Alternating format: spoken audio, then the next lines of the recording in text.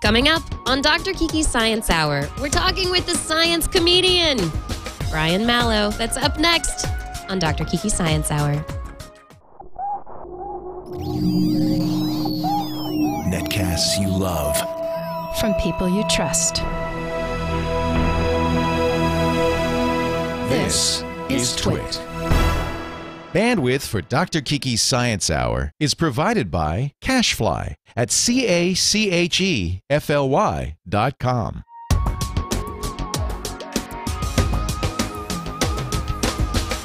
This is Dr. Kiki's Science Hour, episode 66, recorded on Thursday, September 30th, 2010. Keeping science real, yo. Welcome, everyone, to another episode of Dr. Kiki's Science Hour. I am Dr. Kiki, and it's episode 66 of the Science Hour. You know, the show where we talk for an hour or so about usually a single topic in science with a single person in science. We focus and we dig deep. So I hope you're ready to dig deep, because today we're digging deep into the world of the science comedian. Welcome, everybody. Brian Malow, the science comedian. Mallow. Why? I said it right, and then I say it wrong, and I don't know what's wrong with me. I'm sorry. Take two. We can fix that in post. Fix it in post. I like this idea of a single part. I was going to come on as a Siamese twin, but we just had the operation yesterday, and so I'm alone today for the first time. That's too bad. All right, how are you feeling? Take that out in post also. Sadness. Yes. Sadness. I feel good. And you know what? I said right before we started that if some people would follow me on, subscribe to my YouTube channel, and almost immediately, Varian LeBlanc subscribed, and so did The Busy Brain, and so did Ms. Buddha. And now a few, You're getting a stream of people subscribing. I like this, such a leap of faith, too, because you're all subscribing, and you haven't had enough time to look at any of my videos. Good leap of faith. I might see that number drop down by the end of the show. or not. Maybe people will be so inspired by the show they'll be interested, and they will tell their friends to subscribe. And they'll tell two friends. Exactly. And soon we reach a singularity. Awesome. Event Horizon. Love it. Yes. Yeah. So tell me what you have been doing. We had you on the show earlier this year, and you told jokes. We talked about some things that you were doing. We talked about some science communication and stuff like that. What it's like to be funny. Right. I wouldn't know. Just my opinion. Well, okay, so here's a good starting point, and I think it's something you might know a little bit about. Since the last time I was here, I live in a third-floor apartment across the street from Golden Gate Park in the inner Richmond. And we have a little patio, and there's a tree that attracts a lot of hummingbirds. So we finally got a hummingbird feeder. And now I've been observing hummingbirds, and it's awesome. I feel like so you've been spending your days observing hummingbirds. Yes. This is what you're telling me. From my desk, I have too good a view, so I can be completely distracted and watch them coming and going. And I feel like they're almost, they're not just like regular birds. They're so different. They're almost magical. It's almost like seeing a shooting star or an elf or something. There's something. They're so amazing. They flap their wings hundreds of times a second. I can't even imagine what kind of biological machinery is required to flap wings that fast. Yeah, well, their flapping isn't normal flapping. It's actually something of a breast or the butterfly. So the forward and the back movement that allows them to kind of stay in one position in the air. And the humming sound is sound that comes from the feathers. Yeah. So I've learned a couple things, and I've got a bunch of questions, and one of them may have been sort of answered via Facebook. But one thing I started noticing is, well, here's something I learned. A lot of times you see that hummingbird, that nectar, and it's red, and that's just a dye. The thing is, as soon as I put it up, I was curious, are they attracted by the scent, or are they attracted by the color? And the one we put up has a clear dish, and then it's covered with the red plastic top. Mm-hmm. And you're instructed not to put any food color or use that kind of nectar. The dye is not good for the hummingbirds. They don't need it. What they want... Red dye number 40 is a little bit addictive, not so good for anybody, even though it tastes great. It does, yeah. Well, but so some of those clear feeders use it because the red color is what they're attracted to. It's not the scent, it's the color. So this one has a red plastic dome. And you just sugar and water, boil it, and cool it. Don't give it to them boiling. So our feeder has 4 holes where theoretically 4 birds could feed at the same time. But I noticed that never happens. In fact, they seem to be very aggressive. They are not very social. They never spend time together. When one is already there and another flies up, they're so impertinent. They'll sit there hovering. They'll anger. They exchange mean glances. They peep at each other. They have this chittering noise. It's kind of like a squirrel sound, it's but very high pitched. It's very high pitched, and you know it's an angry hummingbird. You know it's angry, and either one of them flies off or both fly off, and they and you know sometimes have you I ever thought seen possibly the battles? one said, "Hey, you got to come with me. I got to show you something." But mostly, I think they're aggressive. They are. Have you watched the hummingbird battles where where one is actually chasing another? A little bit, yeah. They will spear each other. So that's what I just heard. They are dangerous little animals. I think we have a mutual friend. You don't want to get one in the eye. No, so I think we have a mutual friend, David Harris, who just left being editor of Symmetry Magazine, a great particle physics magazine that you can get for free because it's paid for with our government, with our tax dollars. Great magazine. It's a great magazine. Yep. And I don't just say that because they featured me before. So he said he made a post on Facebook about how a hummingbird got into their house and it was hurting itself and they had a very hard time finally getting it and releasing it. And I asked him if he'd made some of these same observations. And then I think his wife, perhaps, chimed in with, she asked a birdologist. I think that's the technical term. Ornithologist. Ornithologist, I know. I prefer... Birdologist. Yeah. Let's Actually, there is it. a new book out called Birdology, and it's by a woman whose name escapes me right now, but I interviewed her about 10 years ago, and it sounds like a great book about birds, Birdology. She had asked that same question, and what she said was, they seem aggressive. She said that it's not uncommon to find 2 dead hummingbirds, one impaled upon the long, pointy beak of another. And so one dies from the impaling, and the other dies from having its beak, unable to get it off. So, yeah, they're not like the social insects. No. Violent little hummingbirds who we look at as like the magical unicorns of the bird world. You know, it's they are. And you know, I've spent some time out there on the patio. Like, I'd like them to get used to me. And I just have this feeling like I'm just imagining their perspective on it. Like, first of all, sometimes I remember when we put it up, there was some reluctance. And there was a day when that hummingbird feeder went viral. It started off being ignored. They'd be in the trees, and then some would fly up, check it out, and go, no, I don't think that's a flower, and then they'd leave. And gradually, some of them checked it out and then left. And then one day, I was watching from my desk, one day it went viral. The word was out, and it was a constant stream. And I just know they're going, I know it doesn't look like a flower, but check it out. It's 24 hours. It's always replenished because I keep it full. And there's this one guy that's kind of a weird biped that likes to watch and sometimes take pictures. But besides that, it's a cool flower, and he won't bother you. He won't bother you. I feel like the kinky guy. Like, that's the price they have to pay. You got to let me photograph you occasionally and maybe shoot a little video. We'll accept that. That's all right. Yeah, the closeness that you can come to the bird world with a bird feeder, I think, is really interesting. Being able to like just bring it that much closer to you, be able to observe them, watch their aggressiveness or their kindness or whatever they happen to be doing. I love that.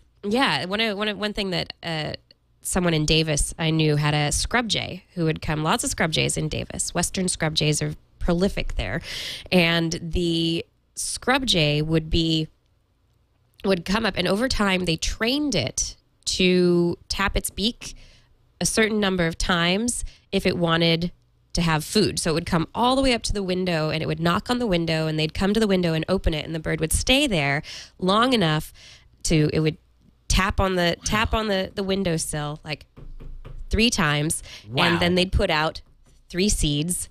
The bird would take its 3 seeds and go away, and it'd come back and it would tap twice. Yeah. And they'd give it 2, and it would take its 2 and go away. So it was like the number of times it tapped, they'd give him that many pieces of food, Wow. and the bird would take off. It was pretty funny. I don't know I don't think the bird was counting, but Wow, but that is. it was I've heard that communication. jays are pretty smart, and Yeah. like stellar jays and scrub jays, and I don't know blue jay. I don't know if these are all different birds, but in Golden Gate Park there are some as well. And you can. And a couple years ago, I went through a little phase where we'd go into the park with peanuts, and if you put a peanut in your hand and hold it up and a little bit away from your body, some of these, they're watching you. The jays, you can tell they're very attentive, and they will fly and grab it right out of your hand. And I've had one, and they might touch down for a fraction of a second. Very split And I second have to had grab one it. land for more than a second. And it was like, whoa. And I had somebody take a couple pictures. And it's a wonderful thing to do when there are tourists walking by. And I feel like I'm almost working for San Francisco, like for the Parks Department. It's like, yes, here in San Francisco, we're very we in can tune feed with the nature. birds. Yes. Squirrels will climb up your pant leg to get to a peanut. And You got to watch out for the seagulls, though. What seagulls is a misnomer. That's like a popular term. They're just gulls. they're just gulls. They're just gulls. That's seagull. Because I often wonder when they're far from the sea, it's like, are you lost? They're just gulls. Yeah. But they're not lost. seagulls? No. Okay. Every gull, they're gulls. That's all. But the gulls, they'll come after you. They've gotten some individual gulls are very friendly. I was on the beach one day and had a gull. This was a couple of years ago when it was actually sunny, and the gull came up. It kept coming closer and closer because we had food, and eventually it started eating my toe. Eating your toe. Eating my toe. It just came up and it just started going out. It thought my toe was food. And yeah, I Birds decided are that scary, my toe's not food for a gull. Yeah. Now, I don't know. I don't think it's just Alfred Hitchcock's fault. I think he just tapped into this realization. Maybe it is their dinosaur ancestry. But whatever it is, the birds, they have beaks and beady little eyes, and they can be intimidating beyond their size. Yeah. People a lot of people can be very afraid of birds, which is very interesting to me. They're magical to watch, I guess, from a distance or even at the bird feeder. We're envious of their ability to fly. Right, but then when they get too close, it's like, whoa, hold on, that's a foreign intelligence. You see, like if you get close enough to look a bird in the eye, it's not mammalian intelligence. Right. It's totally different. There's something else going on there. Yeah, we were talking about chickens and the fact that they're described as flightless birds, but they actually can get themselves up into a tree. It's just once they're up there, they do have a hard time getting down. Like so, they're like, "Whoa, I don't know how I did this," and the chickens have the misfortune of being delicious and just not that cute for the most part. They do have beady eyes and a beak, and if they were cuter, we might never have found how delicious they are. I think chickens are really cute. Yeah, they're kind of cute. Some are pretty, too. Some are very pretty. Very pretty. I'm not saying that in like I've found myself sort of attracted to a chicken, but apparently Nikola Tesla had an attraction for a certain pigeon that used to visit him. A certain attraction? He had something of a relationship with a pigeon. Wow. I can't. I think this is a family program, so I can't go any Talk about farther. having relationship issues if your relationship is with a pigeon. Yeah. Well, he Hello. wasn't relating to the people that well, and he'd been screwed over in business. And so, pigeon, you've always been good to me, right? So Aside from the hummingbird watching, what's been going on? Well, this summer, I participated in Skeptical 2010, as did you. I did, yes. Where it was a big skeptics conference for a big one-day conference in Berkeley, sponsored by the Bay Area Skeptics and the Sacramento area skeptics. Okay. And that was great. And Eugenie Scott was there, and Brian Dunning was there, and Dr. Kiki was there, and some really good speakers. Oh, that guy, David Morrison, I think, from NASA, speaking about. And the subjects, there were quite a lot of subjects. Like David Morrison's thing was about a video he had put up about 2012. Yeah, here's the thing about 2012. Everyone is predicting all this disaster December of 2012. The disaster I hope we avert is in November of 2012. That would be the next presidential election. If you have to explain the joke. Sometimes, yeah. Is this a transcription? What do you mean if it? No, okay. Transcribe? That's the chat room. That's the chat room over there. Just the chat Those room. are people talking. I just saw something about they're not seagulls, they're just gulls. Uh-huh. All right. Yeah, so Skeptical was really fun. That was cool. There were lots of people talking there, and it was a neat program and neat to see all sorts of people coming together to talk about ideas. I got to focus on science in the media.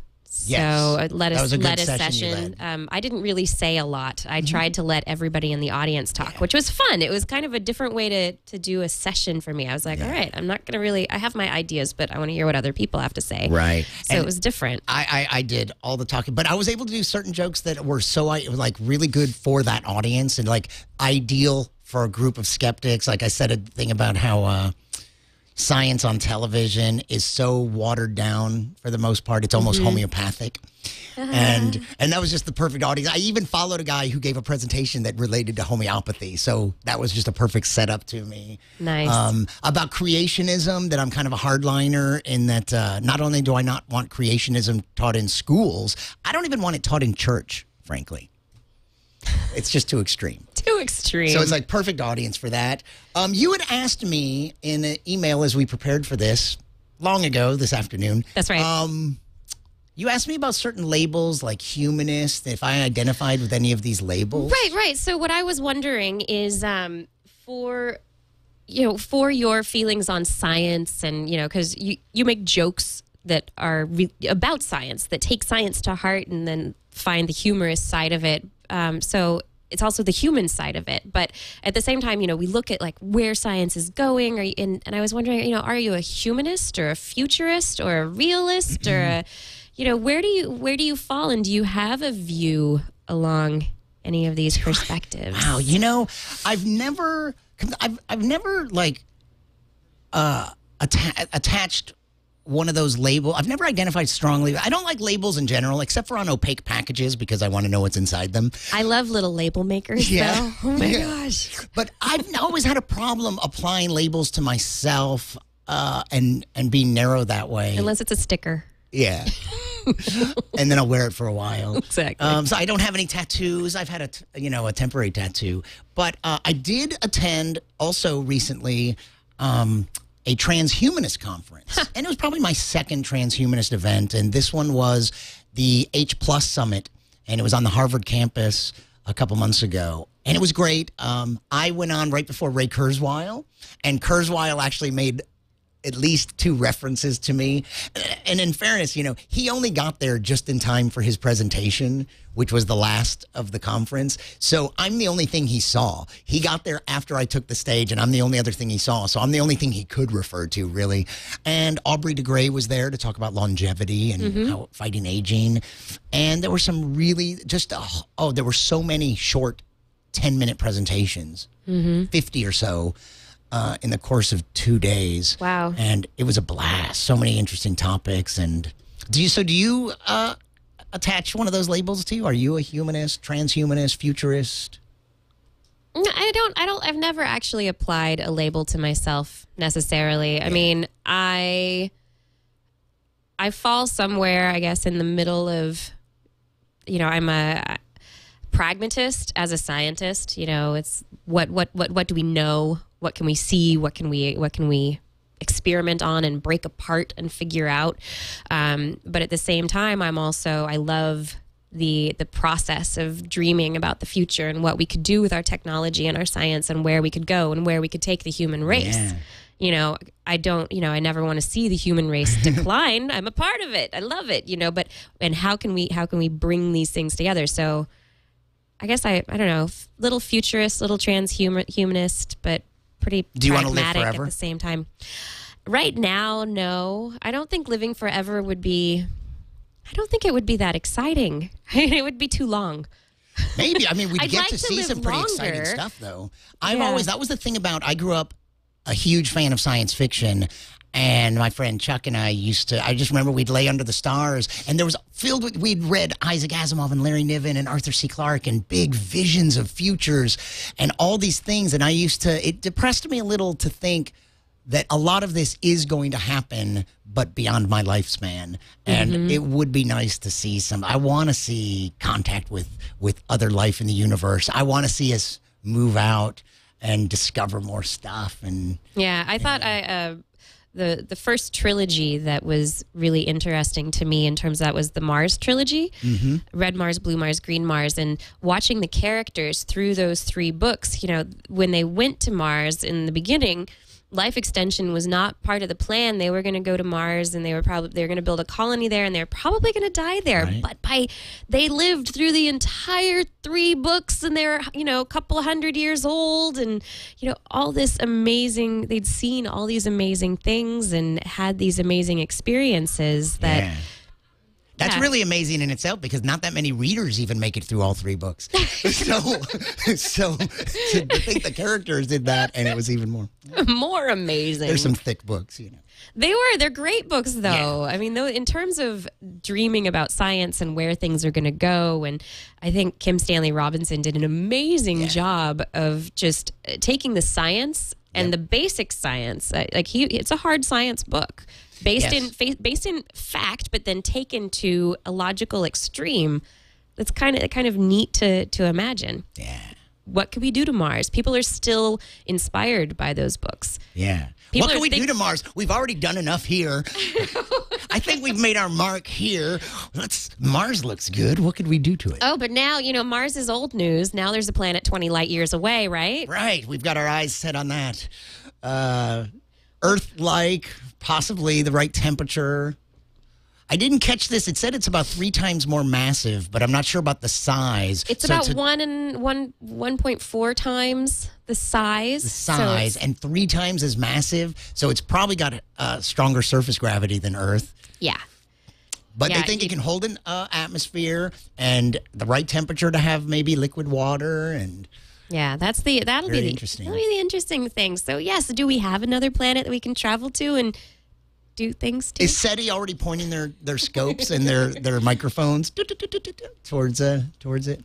Possibly. It's a tiny sun though, and the light and the dark, it's locked, tidally locked to the sun, so it doesn't rotate like the Earth. Right. So there's a like dark the moon a light side and a dark side. Yeah. Of this planet. So, yeah. Who would live there? That's what I like thinking. Yeah, I had imagined long ago, and this would be the perfect planet for it, really. It's like what I imagined was 2 aliens, different species, stranded on a rock somewhere, and it's a little too hot for one of them and a little too cold for the other. But let's say you have that situation, a tidally locked planet and a dividing line where, it's hot on one side and cold on the other. And let's say you were from the cold side and a girl you really liked was from the hot side, and it would be very hard for you two to get together because one of you has to be uncomfortable. I can only spend so much time on your side and you can only spend so much time on my side. And that would be, and I think it's a perfect metaphor for how men and women are anyway, because isn't that the way it is in the bedroom and in the house in general?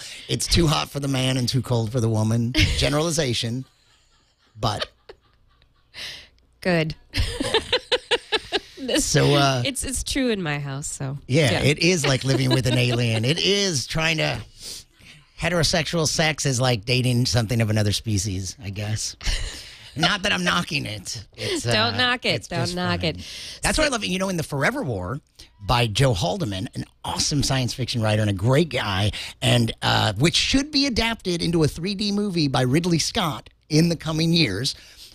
Is an awesome book where relativity plays time dilation is a big role in how this war goes on forever from the perspective of, like people that enlist for a couple years, but they spend a lot of it traveling close to the speed of light. Mm-hmm. So hundreds of years pass back on Earth, and they go back and things have changed. And there's a part where Earth is mostly homosexual. And to be heterosexual is very weird. And he comes back heterosexual to a world where homosexuality is the rule. Whoa. Yeah, at least at that time in history. At that time period. They must be doing something for reproduction that I don't remember. But right, there must have been something that would allow total that. Social changes, yeah. Fascinating. Yeah, that book is loaded with cool stuff. So in terms of things that you've done. Yes. You didn't make it to SETICon. I didn't make it to SETICon. Which was this really great conference in the South Bay. I think you did attend, but the taste of it that I got is someone that was a big participant, another science fiction writer friend, Robert J Sawyer, who has written by now about 20 books, and one of his books was adapted into Flash Forward, which was a big miniseries on a big television series on ABC for that. I think it was canceled after the first season. It was fun. And it was fun. I liked it. And he did SETICON, and then he had one extra day, a day or so, where he crashed at our pad and got to spend some time with him. And he's just fun to talk to. And he was because he was really interested in paleontology before he became a science fiction writer. So he's very well versed he's very good in astronomy and paleontology. And it's in his science fiction. And that would get into geology as well, just how planets work. And yeah. Cool. That's neat. So you got to hang out with him, but not go to SETICON. Yeah. And then we have a mutual friend who, within days of that, I ended up, now this guy's been in the news lately. I have a friend who is an astronomer at the Vatican. He's not the only Vatican astronomer. There's a group of them. I don't know what you call a gaggle. I don't know what you call a group of Vatican astronomers. Gaggle of geese, Parliament of owls, and something for a group of Vatican astronomers. Maybe one of your viewers has a good name for it. Yeah. But he's one of them, and his name is Brother Guy Consamagno, and he was in the Bay Area to go do a presentation, maybe for more than one reason, but he gave a presentation at Google, so I tagged along, and that was fun. Yeah. And he's been in the news lately because a story that was in the UK press got on Slashdot and everywhere else because he was talking about the possibility of alien life and about, I guess there was some very funny remark he made about it doesn't matter how many tentacles it still has a soul. And it's the kind of thing that I think some people, if you didn't know him, would look at that kind of funny. I happen to know that the guy is a wannabe stand-up comic, pretty much. He's like, he loves comedy, and he's funny. And his presentations are funny. And he's fun off stage, too. Off stage. If a Vatican astronomer can be considered to be on stage.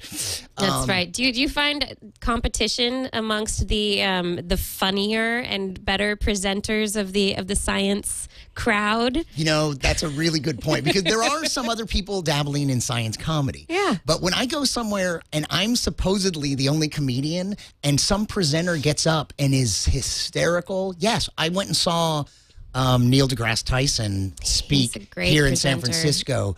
And it was science comedy. He brings so much fun and passion. He clearly loves the stuff. He's a very well-spoken man, and he's very entertaining.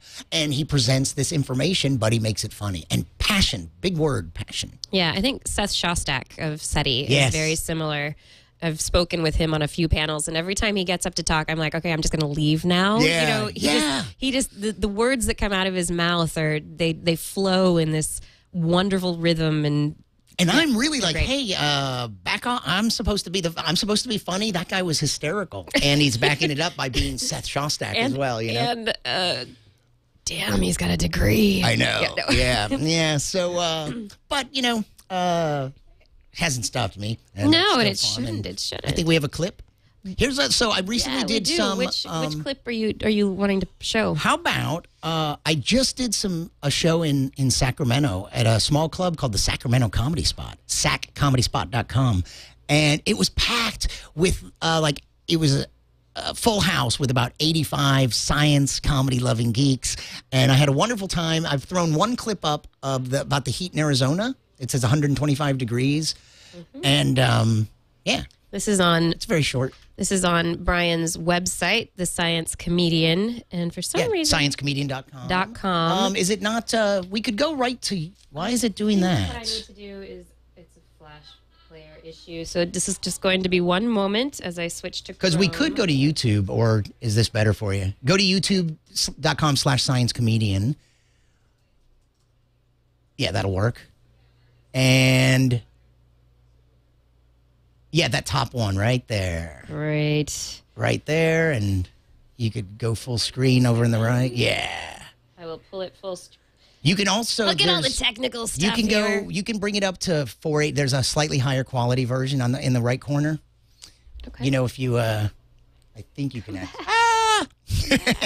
We'll be right back. after Why this. does it do that? Escape. Where did we go? Yeah, right in the right corner. That 360 can be a 480. Make it a 480.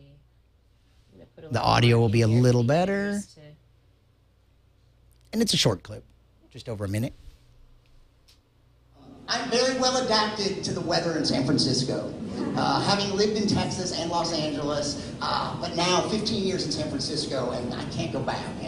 And a couple summers ago, I spent 4th of July weekend in Tucson, Arizona. Yeah, and it was really hot. And in fact, it was 110 degrees. And as insane as that is, a couple hours away at a place called Lake Havasu, it was 125 degrees. And that just sounds like science fiction to me. That just sounds like you're talking about the surface of Venus or something, right? Or some post-Holocaust greenhouse effect nightmare Earth. The oceans have boiled, humans have mutated into 2 distinct subspecies, surface dwellers with heat-retarding exoskeletons that breathe CO2 and live in giant hives, have a caste system like the social insects, and then there's these fur-covered burrowing mongrels with vestigial eyes that no longer function. They see by some kind of sonar and spend most of their time defending subterranean water holes from the frequent raids by the ant people. I don't know, it was very hot, maybe the heat just got to my brain. But, in fact, one night in Tucson, I had 2 glasses of water on stage with me, and a guy yells out, "Who's the second glass of water for?" And I said, "My imaginary friend." And he goes, "Why don't you get him an imaginary glass of water?" And I said, "Because he's really thirsty." Ending on a pun. It works. Yes. It's very punny. Yeah, so that was the heat in Arizona. True story. That's how it affected my brain, essentially. True story. Yeah. True So stories it are had been always a better. while. I hadn't put up stuff in a long time, and I put up 2 clips. One was I did a morning TV show that morning in order to promote the show. And I realized as I was putting it up, I had also put up a local spot from a San Francisco talk show, Henry Tenenbaum's show. And I realized as I was uploading it that I had said 1 or 2 of the same jokes. But, you know, when you're on a very short, when they tell you you're going to be on 3 minutes and you know part of the time the hosts are going to be talking, all I could do, I can't do a long bit like that. I have to do something short and punchy, like I used to be an astronomer, but I got stuck on the day shift or something else. So it turns out the 2 jokes I told were in the last clip that I'd uploaded. And as I was uploading it, I said to my friend, I go, you know, I know someone is going to jump on me on that. And one of the very first comments is like, Brian Malow, he has 6 jokes and he tells them everywhere. Like, you know what? That is not fair, because that night I did an hour and a half, which is way more than those 6 jokes told over and over again. And it's just that all my material's not on YouTube. And but I predicted that. I knew it would happen. And this guy jumped in and immediately said that. But you're honest. You know what? It's true. Comedians go to different cities and they use the same jokes over and over. Right, it's part of the fun also. I mean, if you get a videotape or you watch you have a comedian special that you watch over and over again, you start to know the jokes and you go, I know this joke's coming up. Yeah. And you feel like you're in on the joke a little bit after a while. I mean, granted, I know that someone could get sick of the fact that some of my jokes are in multiple clips that I've uploaded, but because of that, I'm gonna upload a bunch of new stuff that's not there, and somebody else has uploaded something new, which is an hour-long presentation on my YouTube channel at youtube.com/sciencecomedian. The one that I have as the featured video is this other video that it was a presentation for a public outlet of the National Academies of Sciences down in Southern California. And they're called the Beckman Center, and it's the Distinctive Voices speaker series. Right. And I did an hour presentation called The Final Frontier. It's supposed to have a question mark. It's The Final Frontier with a question mark. And it's all At about... Amway, we harvest help. Sorry. And Amway, my sponsor. And did that come on after my video? Is that No, what that was? I was just trying to cue something else up. Okay, And I yeah. couldn't Put Yeah, the that'll volume happen. down. Yes. So if you want to see something really different, it's this presentation. I'm speaking from a podium. It's an hour long, and it's not as jokey, and it's more of a humorous lecture than a stand-up comedy. Like, that was shot at a comedy club. Right. This is me speaking, and there's a lot of information, and hopefully there's the right ratio of jokes in there. But it's more of a humorous lecture than a stand-up show. Right. How do people receive stuff like that? Do they seem receptive to getting the information that you have to give them? I think so. And again, it depends. Or do they say, club, you're blurring the line too much? Who are you? That's a good question. I don't really know the audience's like when I look at it, I'm a little nervous about it because I've spent a long time as a stand-up comic. And you set up punchline. You don't want to go very long without getting a laugh. So this is experimental for me to do a presentation where a large part of it is just conveying information, but I know that I have to make it entertaining and humorous. I'm hoping that the stuff that I just put some passion and fascination into carries it. And all I can say is I know my girlfriend loves that presentation, and I got very good response from the people. But you know what? I'd love to know if you check it out. Mm-hmm. I didn't upload it, so if you want to communicate back to me at my YouTube channel, or while all you guys are signing up for Twitter and guys and girls, Twitter, and you can also get on my email list at sciencecomedian.com. Just find the contact page and sign up. You send things out to people. And you know what? I haven't, so you don't even have to worry about spam. Eventually, I'm going to, and I swear I'll invite you to some shows or something. But I haven't really done a good job of that yet. Gotta work on that. So you don't have to worry about being inundated with spam. But I would love to get some feedback on that. See my stand-up clips, and they're very. I don't think I'm sacrificing any comedy. I'm doing science geeky stuff, but it's stand-up comedy. This other show. Yeah. Tell me what you think. The Final Frontier, an evening of science humor. Is it entertaining? Yeah. Have you been to Woodstock at all?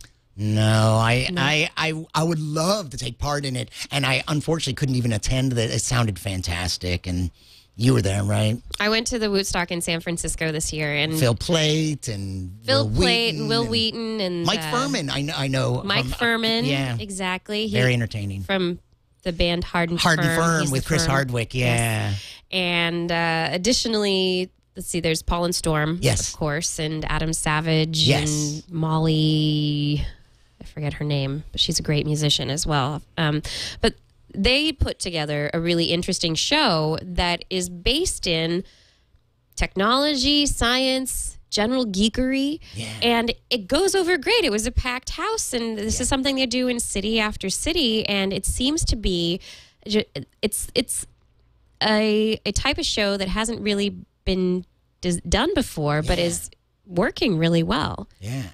I love the idea. You know what? In the past day or two, a new article has come out in Nature magazine, and it's about science comedy. And I'm quoted once or twice in it, but Nature is based in England, and the writer was English, and the slant was what we talked about a lot was the difference between how that's happening in England, and they're actually ahead of the game in science entertainment. They've had science festivals for longer than we have, and they've had science entertainers, I think, for longer than we have. And this guy, Robin Ince, and has put on shows using Richard Dawkins and Brian Cox. So a combination of scientists and comedians. And I think they're getting into more mainstream media. Whereas here, I know a few people that are also kind of doing science entertainment, but we're like really in a niche, and we're not on the mainstream media quite as much. So we're a little behind them in that. And the science, in fact, that was a topic that science festivals have just started happening. Now, there's one, Wonderfest is in about its 12th year. Right. And it's coming up at the beginning of November, and I know you're participating. You're going to do a live podcast. This Week in Science is going to do a live show. Excellent. Yeah. And I'll be performing right before that and moderating a panel right after. And that's maybe we'll wonderful... have to pull you in, and we'll end up turning it into the Daily Show of science. That's what we need. So Wonderfest, I think it's about their 12th year, and they do a 2-day festival, one day on the Stanford campus, one day on the Berkeley campus, and we're doing the Berkeley campus. Yeah, the Berkeley campus, and it's November 6th. The week before that there's starting up very soon in Washington, D.C. is the inaugural USA Science and Engineering Festival. USAScienceFest.org, maybe? Yes. And follow them on Twitter and check it out. It's going to be a huge science festival. The guy, Larry Bach, that founded it, first kicked off a big San Diego Science Festival. Very successful 2 years festival. ago. It's been very successful. Yeah, I did their first one. and I was unable to do the second one, but now he moved on, and there's a network of science festivals that there's already been one in Cambridge, Mass for a couple years, and now they're starting one in Philadelphia, and we're going to have the first Bay Area one next year. So next fall, 2011. And our friend Kishore, who is a great science communicator and organizer of events, including the Science cafes. Science cafes. And Bay Area Science is a great resource. BayAreaScience.org. .org. Is a great resource for Bay Area science events. Yeah. So that's going to be very exciting next year. I think it's going to. They're really trying to pull in the entire Bay Area, have events all over the place. So it's not just like San Francisco or Berkeley focused or just one location. Yeah. It's going to be all over the place. They're really going to try and get a number of different types of presentations and acts and make it open to the public. So you'll be participating, and I will be participating next year for sure. You'll be participating.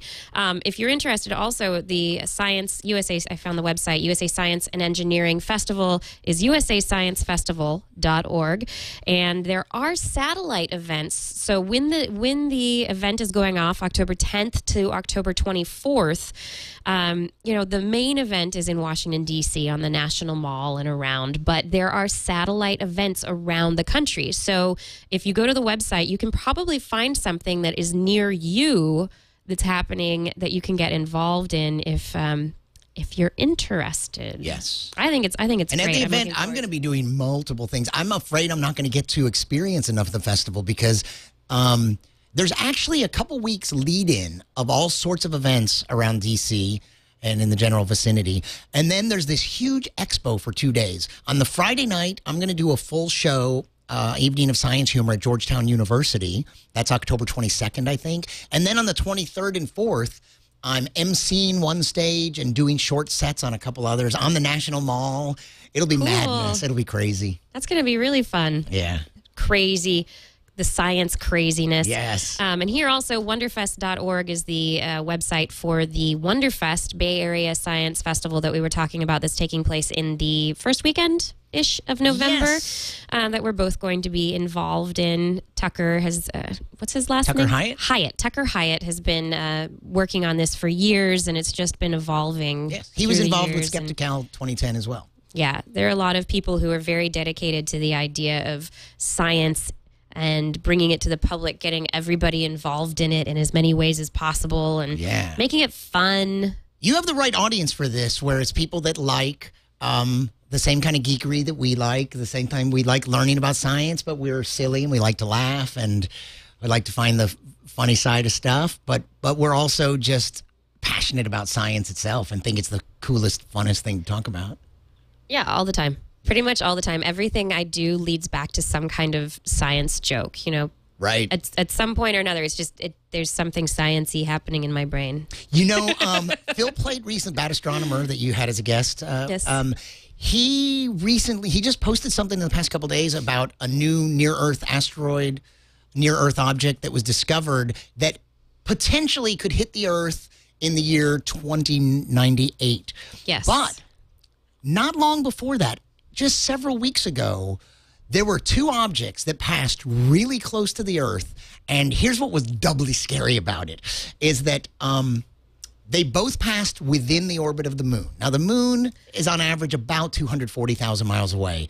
I wish I had checked these numbers again. One of them was like 100 and something thousand miles away. The other was even less than that. It passed like maybe 30,000 miles away. But now they were small. Right. And here's what I don't know. How large a rock, when entering the atmosphere, will completely burn up? Yeah, how big does it have to be to make How it through? big a rock will completely burn up that you don't have to worry about at all? And it that's depends what on the rock. About. Right. True. But what was extra scary about that is that those two objects were discovered just days before. They were not even There's known no time objects. To plan for There's that nothing kind of we could have done. But now, if they had been bigger and capable of doing real damage, they probably would have been discovered sooner. It's because they're so small that they weren't discovered. Exactly. But that's a big project that we're supposed to be working on. Yeah, identifying these things ahead there of time. there are organizations, there are people in place trying to identify these things ahead of time, the potential threats to our planet. And in Phil Plate's new show, The Bad Universe, he does have one episode on asteroid threats to the planet, and I think he talks about a lot of this stuff. But that was another interesting thing about SETICon as well, where there were a lot of panels with individuals who were talking about, what do we do? What should we plan for? What are we doing? And the truth is, we're not doing enough yet. Right. That's basically the scary. consensus. There was even supposed to be a certain amount of development by now that we're behind on, and just in terms of locating and determining. Oh my God, have you seen that new? There's a video that shows our discovery of asteroids in the solar system over the past couple decades. It's the most amazing little graphic because it's through time. It shows a representation of the solar system with some cloud of asteroids, mostly in the asteroid belt. Yeah. And as time goes on, more and more are discovered. And it ends up, you think of the solar system as having 8 or 9 planets. But in fact, it is a cloud of hundreds of thousands of objects. Right. And it's way more complex than just 8 or 9 bodies orbiting the sun. Way more complex. Yeah. Yeah, I love that. I love that about it. I just love as we look at things, things tend to get more complex. And as our view gets more nuanced, we see more and understand more, and the complexities it's just amazing. I love it. I absolutely love it. Me too. You've been doing some work additionally to your normal science comedian stuff for Time Magazine. Yes, Tell Time me. Magazine's website. I've made some science over the past year. I've made some science videos and maybe science fiction, but if the ones that touched on science fiction brought some science into it. One was with Rob Sawyer, and it was the science behind Flash Forward. Actually, and one of the things we touched on was the LHC because it had to do with an experiment at the Large Hadron Collider, at least the book did, and its effect, it having a quantum mechanical effect on people's consciousness, causing everyone to see a glimpse of their future. And we just talked about that whole, the myth that the LHC would create a micro black hole that would destroy the Earth. Could I get an echo on that in post at least? Yeah. Destroy the Earth. But yeah, did you pull one up? I don't know which one. I had pulled one up, but then I went back because you mentioned Rob Sawyer. So I'll have to pull another one up again. Yeah, but, I mean, they're longer. They're like 5 or 6 minutes. But if you go to Time, you can find them all in my blog at sciencecomedian.com/blog. Or if you go to time.com/video and search on my name, but you have to spell it correctly, Brian Malow with 1 L and a W. 1 L. Then you will get a list. You'll see them all. And they're pretty cool. I'm very proud of them. There's one you've done one on Elon Musk, the rocket scientist. There's actually 2, because one we did on SpaceX and the private space frontier. The rocket scientist model for Iron Man.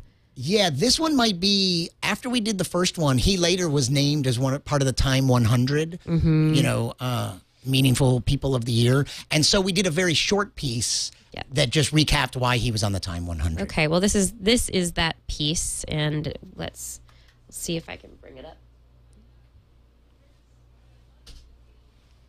He has a little red nose. This one might not be funny. Not funny. Oops. That wasn't what I meant to do. Come back. Well, I just wanted to be involved in things that are going to make a significant difference to the future of humanity, and that was the motivation for getting involved with the internet, and then. You know what? That right there, it was one of the most remarkable things because I asked him about his motivation because he was involved in PayPal. The money he made off that, he invested into SpaceX, his own private space company, and the Tesla. Now he's working with the Tesla motor car, and he's got an interest in a solar company. And I asked him about his motivation for these things, and he had decided some time ago, maybe in college, that he just wanted to work on things that would make a difference to the future of humanity. And that sounds like what a thing to say. And then to follow up by actually doing it. And he identified these areas. He'd go, well, where do we need work? Energy and renewable energy. He's very interested in the space program. And so Tesla and Solar City are both about renewable energy. And private space. Yeah, so this one I've pulled up. Looks like it might be a little bit fun. We won't watch the whole thing necessarily, Yeah, but no. I think this is a question that people ask fairly consistently. Is the time machine scientifically possible? Experience in handling the machine. Ever since H.G. Wells penned The Time Machine, writers and readers alike have been in love with time travel. But lately, with The Time Traveler's Wife, You told me this would happen. the new Star Trek film, What is the current star date? Stardate. Lost Heroes Flash Forward, time travel seems to be experiencing a renaissance. America has time travel on the brain. Captain, I'm getting an unusual reading. But what about the science of time travel? Is there such a thing? Is there any chance it's possible? One of my favorite According to films. well-known physicist Stephen Hawking, no. And the best evidence we have that time travel is impossible is that if it were ever invented, there would already be time-traveling tourists here amongst us. But I say, maybe there are. I mean, they're not going to be obvious about it. They're going to wear the clothes of our time, not silver spandex and leotards. And if they have pointy ears, they're going to wear a ski cap over them. Speculation. Hell, I don't even know when there's another Jew around, let alone a time traveler. In fact, that's why, every once in a while, when I meet a stranger, instead of asking them, where are you from? I like to ask, when are you from? In the hope that I might trip one up. When are you from? 2170, when are you from? Now, get a net. I told you they were real. We got one. All right, so That's fun. there were two of me. That was like a little That was good. split screen. You were wearing a little cap, so in the future, I'm assuming you have pointy ears. Wait, we had to differentiate my two personas. That was produced by Craig Duff. Craig Duff, who is the head of multimedia for Time.com, and in the past few days won an Emmy for a series of videos that he produced for Time that are all up there. It's a series of iconic photos, and they're pieces that tell the story behind very famous photos. Like this whole series is on Time.com video right now. But that was really fun. So that was from some jokes. So most of these pieces originated with more of a reporting thing, like something about the year of astronomy. And I interviewed Jeff Marcian, and another astronomer. He's discovered more exoplanets So than kind of anyone. starting from a timely angle, like what's happening and what can I Elon talk Musk. about. Yeah. But this one originated with I had some funny time travel jokes, and we thought we could make, and there were so many time travel movies and shows out that it was timely, and we could make a funny piece. And it was Craig's idea to do that split screen, which was ridiculous. Yeah, I know one of your other pieces was on your first piece, I believe, was the year of astronomy, and so it was on Galileo and Galileo at the telescope, and I know you. I loved at the end you brought it back to Queen, which was nice. You in the way that you put these stories together. I mean, before you answer, just the way that you put these stories together, I think, is a really neat blending of the science, your comedy, and then also pop culture and those references that people can really relate to. Well, thank you. And I just was having fun with it. And you know what? Some of the pieces are not funny. And I'm fine with that because I'm just interested and passionate about science as well. So there's one on the Herschel Space Observatory that doesn't have anything funny in it. It's just a straight reporting piece. Except the only thing is when I refer to, and this isn't even funny, I just think more poetic, is when I refer to the cosmic microwave background radiation as sort of a sonogram of the birth of our universe. And but again, that's not really funny. It's just colorful. Yeah.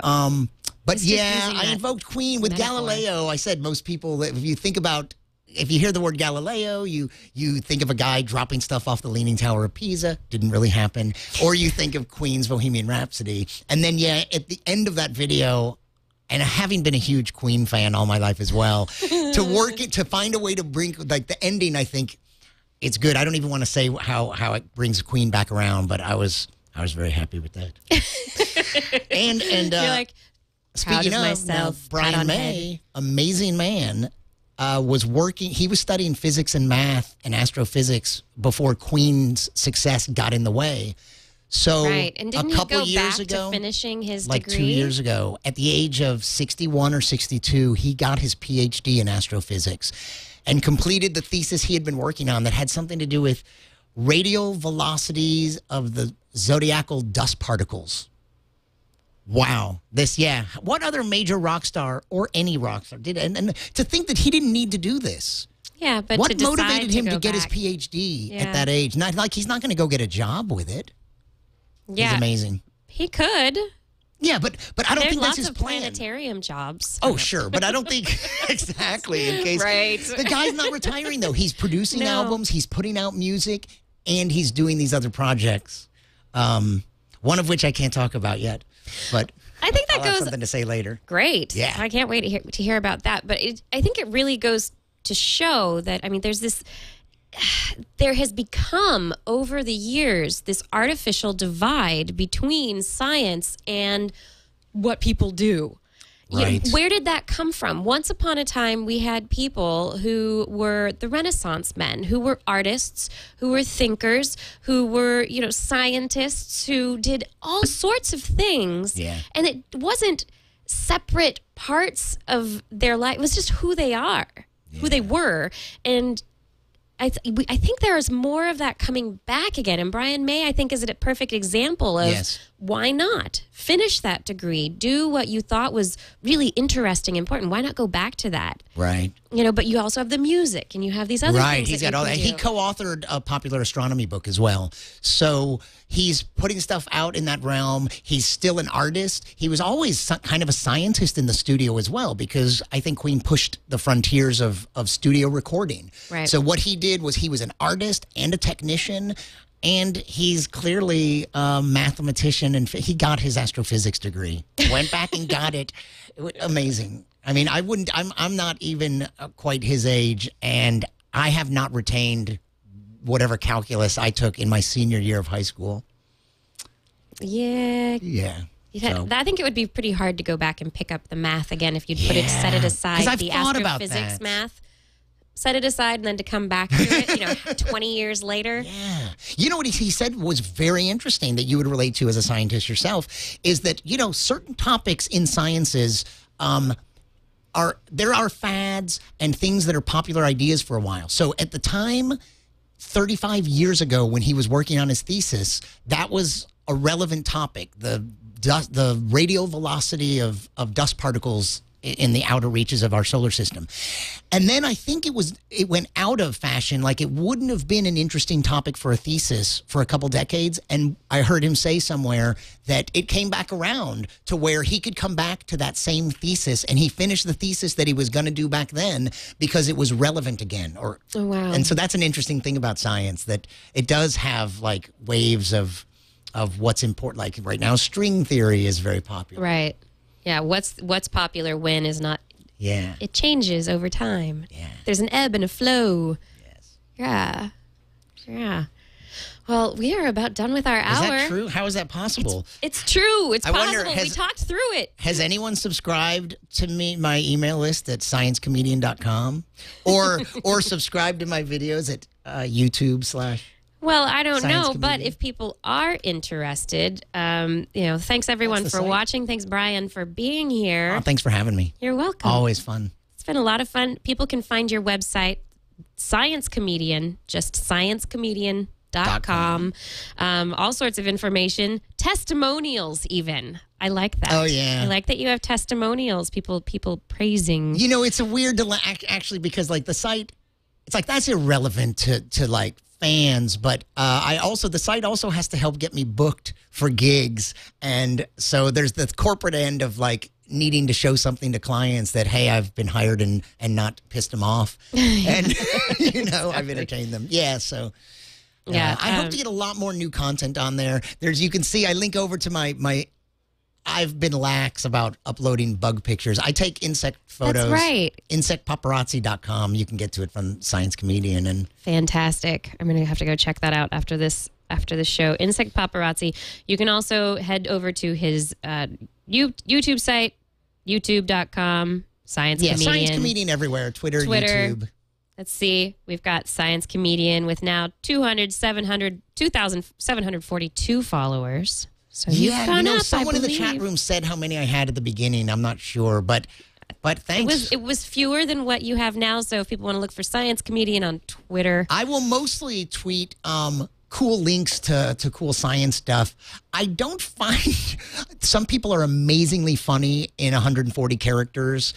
That isn't my strong suit. It's so I'll hard. mostly link to really cool stories and maybe videos and. Yeah, and additionally, if you want to find the videos that Brian has produced for Time Video, you can search for Brian Malow on time.com/video if you want. /video. Click the video tab. Just search for his name. Those are all embedded in my blog as well. I think I got to interview They Might Be Giants because they have a great kids album about science songs.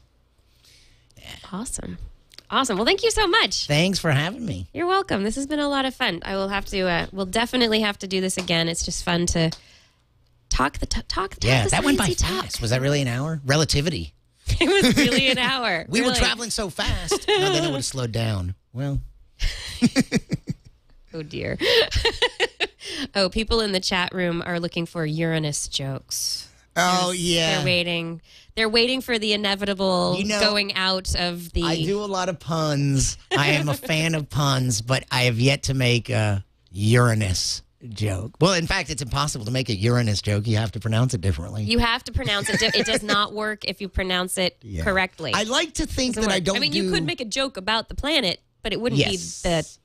I like to think that I don't do the very most obvious jokes that you've already heard since elementary school. That hopefully, if it's that well covered, I noticed this little kinship recently between scientists and comedians. There's no point in doing what's already done. A scientist needs to mine new material. Right. You can't do research that's already been done to death. And same with comedians. So if it's really well covered, I'm hopefully unearthing little nuggets that haven't been well covered. I hope you are too. Yeah. I know you are. Yeah. So everyone, I'm going to die here coughing. The Science Comedian, you can find him online, Brian Malow. And thank you, everyone, for watching. If you want to watch more episodes of Dr. Kiki's Science Hour, you can find this show at twit.tv/Kiki, Kiki. And you can also find, I'm on YouTube. This is on YouTube on the Twit channel. Dr. Kiki's Science Hour is one of the shows that's up on Twit's YouTube channel. Additionally, you can watch my other show, This Week in Science. If you just need more science, I do more of it. This Week in Science airs live every Thursday night at 7:30 p.m. Pacific time. You can download and you can find episodes at twis.org. And I have a new show, which we're very excited about, launched this week here at Twit. It's actually a remodeling of a show we launched earlier this summer, Green Tech Today. Green Tech Today was a magazine-style show. It was a great effort to get it out there. We decided to switch it up a little bit. What we're doing now, Green Tech Today, is the Twit Network's foray into showing you who the top 25 green tech innovators are. So it's the top 25 green tech innovators. That's Green Tech Today. It's released every Monday at 5 p.m. And the first episode came out this week. We covered Google. Don't think Google is a green innovator? Well, maybe the show will change your mind. Next week, Becky Worley is covering a sea power wave generation, electricity generated by waves, a company that she covered in Scotland last year, I think. And then the week after, I'll be back. I think we're doing Zero motorcycles, which are awesome electric motorcycles. We're counting down. We've got some really neat companies coming up for you. You can expect 25 great episodes of this show. It's nice. It's discreet. It has a beginning and an end. 25 episodes. I like this. And it'll probably end just in time for me to have a baby.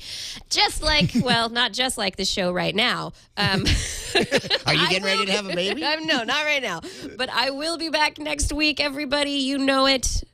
I hope you'll be back. Because remember, just 1 hour a week is all I ask to make your world a whole lot more interesting.